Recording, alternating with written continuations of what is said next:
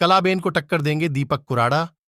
जी हां, दादरा नगर हवेली लोकसभा चुनाव में बीजेपी प्रत्याशी कलाबेन डेलकर को टक्कर देने के लिए भारत आदिवासी पार्टी से दीपक कुराड़ा चुनावी मैदान में उतरे हैं। बुधवार को लुहारी विस्तार में आयोजित चुनावी पहली बैठक में पार्टी के वरिष्ठ नेताओं द्वारा युवा नेता दीपक कुराड़ा के नाम की विधिवत घोषणा की गई।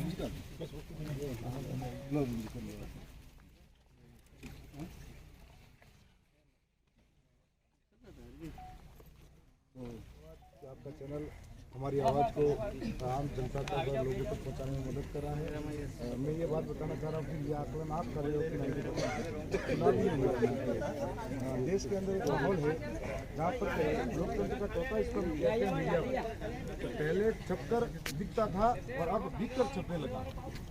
कुछ लोग सच्चाई बताते हैं, कुछ लोग नहीं बताते हैं।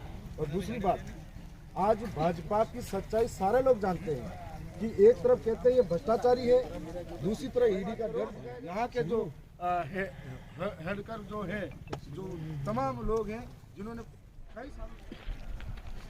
मीडिया बंधु को मेरी ओर से जोहार, जय संविधान। आज हम दादरा नगर हवेली के अंदर आए हैं। हम यहाँ पर जो भारत आदिवासी पार्टी है उसके मार्फत से यहाँ पर दीपक भाई को सांसद प्रत्याशी घोषित करने आए हैं। साथ में यहाँ पर दलित, शोषित, पीड़ित, वंचित जो देश की आवाज़ है और इस भारत देश के मूल मालिक हैं, उनको आज तक मालिकाना हक नहीं मिला है। शोषित वर्ग है, पीड़ित वर्ग है, जहाँ पर यहाँ पर इस इलाके के अंदर यहाँ ट्राइब्स की जो ज़मीन है उस पर हज़ारों फैक्ट्रियाँ खुली हुई है, लेकिन उसका फ़ायदा यहाँ के ट्राइब्स को नहीं मिला, यहाँ के शोषित वर्गों को नहीं मिला, पीड़ितों को नहीं मिला। यहाँ पर आज भी ऐसा इनके मार्फत से ऐसे कई जन आंदोलन किए गए जिसके माध्यम से स्टूडेंट को छात्रवृत्ति तक दिलवाई गई। यहाँ पर लोगों के लाइट बिल तक सुविधा, इनके आंदोलन के बाद में ये सब हुआ। उससे पहले सरकार की नींद नहीं खुली और सरकार आज हमें लड़ने की ज़रूरत देश के अंदर इसलिए है कि केंद्र की सरकारें और दोनों मिलीजुली सरकार है। जो हमारे इस इलाके के अंदर तो कमल कांग्रेस कहते हैं, जो मिलकर चुनाव लड़ती है। आज उनसे लोकतंत्र को बचाने की ज़रूरत है, संविधान को बचाने की ज़रूरत है और संविधान को तोड़ मरोड़ा जा रहा है।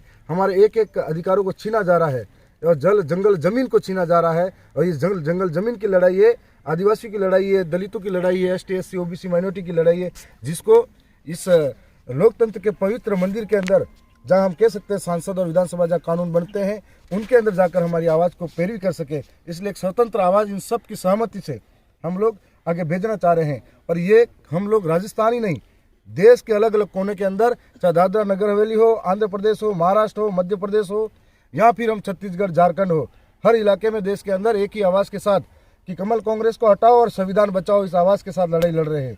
और इसी आंदोलन का हिस्सा है हम लोग और उसके मार्फत से काम कर रहे हैं कि चुनाव लड़ना। मैं एक साधारण परिवार का व्यक्ति हूँ। मैं दरियावद विधानसभा से आता हूँ, प्रतापगढ़ डिस्ट्रिक्ट है राजस्थान के अंदर, जहाँ एक साधारण परिवार से आता हूँ। ना कोई मेरा पिता मंत्री रहे हैं, ना कोई करोड़पति है। वहाँ की जनता, वहाँ के आवाम, जिसका मैं 100 बार शुक्रिया करूँ, जिन्होंने धरातल की आवाज़ को एक राजस्थान की महापंचायत जो विधानसभा के अंदर रखने के लिए मुझे भेजा है। इसी प्रकार से दादरा नगर हवेली की आवाज़ को, यहाँ के लोगों के लिए मूलभूत सुविधा की आवाज़ को, या पीड़ित, शोषित, वंचित की आवाज़ को ले जाने के लिए इन दीपक भाई के ऊपर भरोसा जता रहे हैं। ये इनकी आवाज़ को सांसद सभा तक पहुँचाएंगे ताकि यहाँ के लोगों के लिए रोजगार भी मिले, नौकरी मिले और यहाँ के लोगों के लिए सारी सुविधा भी मिले।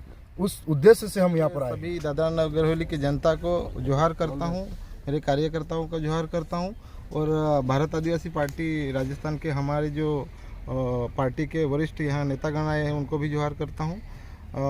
आपका सवाल जो है कि हमारे ऊपर जो पार्टी ने और दादरा नगर हवेली की जनता ने विश्वास किया है और दादरा नगर हवेली के आने वाले चुनाव में, लोकसभा के चुनाव में हमको भारत आदिवासी पार्टी का प्रत्याशी के रूप में घोषित किया है। उसके लिए मैं दादरा नगर हवेली की जनता और भारत आदिवासी पार्टी और दादरा नगर हवेली के हमारे तमाम कार्यकर्ताओं का मैं तहे दिल से आभार मानता हूँ और शुक्रगुजार हूँ।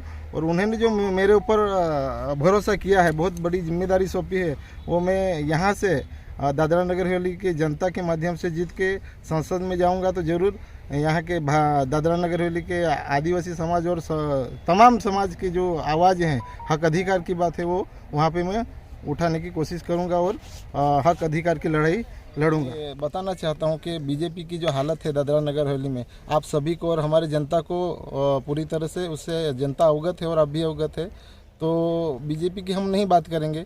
लेकिन हम जो अभी प्रेरित हुए हैं भारत आदिवासी पार्टी की जो विचारधारा है, उनका जो शोषित जो वर्ग है, SC ST माइनॉरिटी और OBC और तमाम जनता को साथ में लेके चलना और विकास कार्यों को साथ में लेके चलना और जनता की आवाज़ बनकर जो संसद और विधानसभा में जो आवाज़ उठाते हैं, उससे प्रेरित होकर मैं भारत आदिवासी पार्टी से जुड़ा हूं और दादरा नगर हवेली की तमाम जनता और हमारी कार्यकर्ता भारत आदिवासी पार्टी से इस वजह से जुड़े हुए हैं।